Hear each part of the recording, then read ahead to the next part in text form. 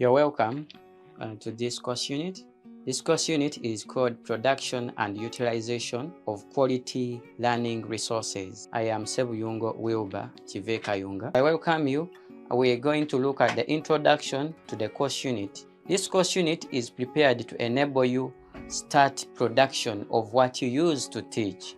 We expect that the teacher or the educator out of this course unit starts to come to a classroom, or even if it is not a room, but wherever the teacher finds a learner and is intending to engage the learner in teaching and learning, this teacher should have produced the resources to aid the learning process. And also the teacher should learn how to utilize these resources that he has been able to develop in facilitating learning and teaching. So the resources produced should be of high quality, and then while utilizing, we are utilizing what is of high quality. And we expect that the teacher who is handling this course unit relies more on using the environment, the teaching resources which are vast and diverse in the environment where we are. You can get these teaching resources from, can show learners the light of every kind. You can show learners air and air in every form. You can show learners water in every form. You can also show learners land, you can call it soil, but in every form, so that learners get to know what you're actually conceptualizing and what you're actually intending the learner to learn.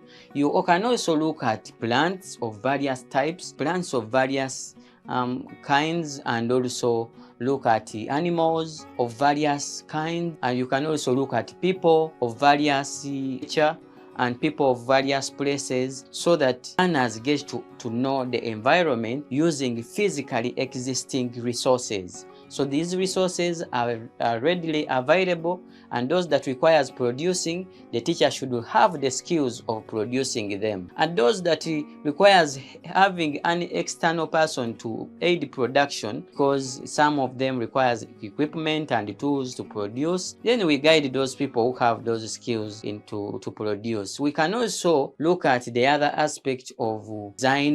In this course unit, you will also see design of teaching resources. You can design them, so you need skills in designing these teaching resources. You also engage some resource persons. You see the relevance of resource persons.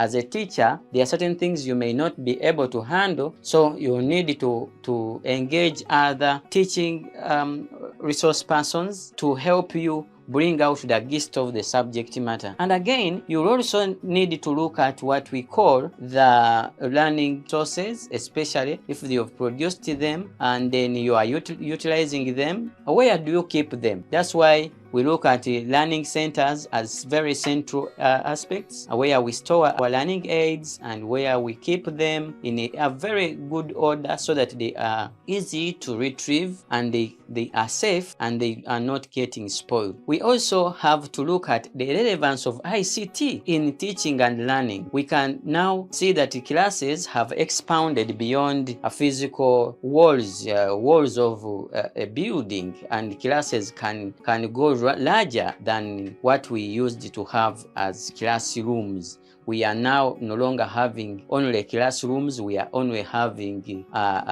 classes, which you can have classes online. You can use your computer to design certain cartoons and animate them. You can even share with your learners wherever they are in some other countries.